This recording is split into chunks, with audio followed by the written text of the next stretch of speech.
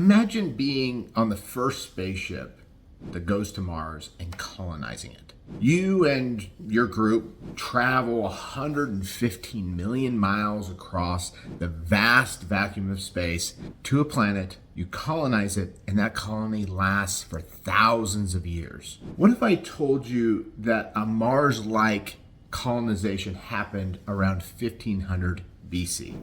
And you probably guessed it. Our amazing people, the Cagayanese, were the first to do it.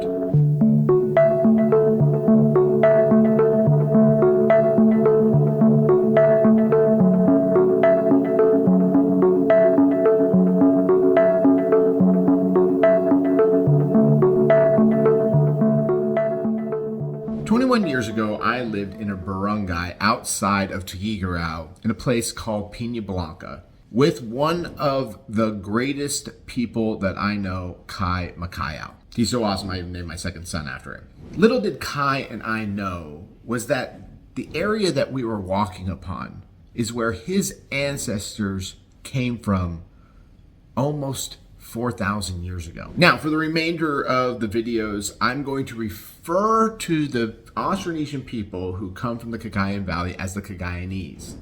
This beautiful name is what was given to them when the Spanish arrived many, many years ago. Of course, this is not what they called themselves. Now, from 3000 BC, when the Austronesian people showed up, to about 1500 BC, the Cagayan River Valley was very different than what we know today. The Cagayan River Valley was part of the ocean at that time. Slowly, over the next 5,000 years, sediment filled in and slowly turned that area into what we know today as the Cagayan River Valley. Living along the coastlines in this area, the Cagayanese began to develop their own very unique culture among Austronesians. Also at this time, the Cagayanese developed a unique art design using dots formed in rows occupying a set of regions divided by other circular shapes. This art design was found in pottery in Cagayan, Philippines in the Cagayan Valley and dates to around 1500 BC.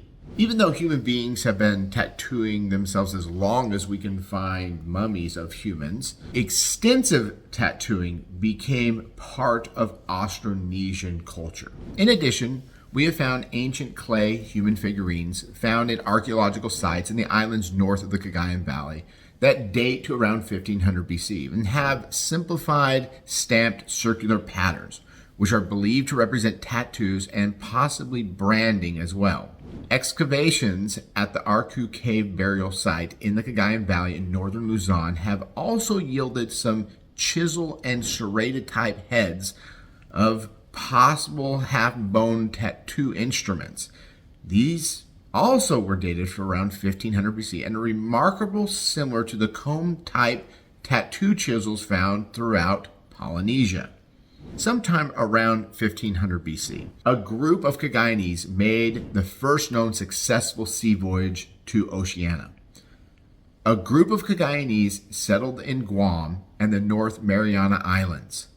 This was a major step forward for the human race and an accomplishment that is staggering to consider. We know this because in Guam we find the same red slip pottery. In addition, mitochondrial DNA and whole genome sequencing of the Kamaru people that are from Guam strongly support an ancestry from the Philippines. The Cagayanese were probably the first people to construct ships, supply them, and follow the stars to the faraway place that no one had ever been before. Today, humans are working around the world to accomplish the same feat by constructing spaceships large enough to supply a colony to Mars. The most impressive part of the accomplishment of colonizing Guam was that the people who went stayed there for thousands of years. These group of people found their way down to the Solomon Islands, interbreeding with the local populations and becoming part of the Lapita culture that makes up most of Polynesia today. Now,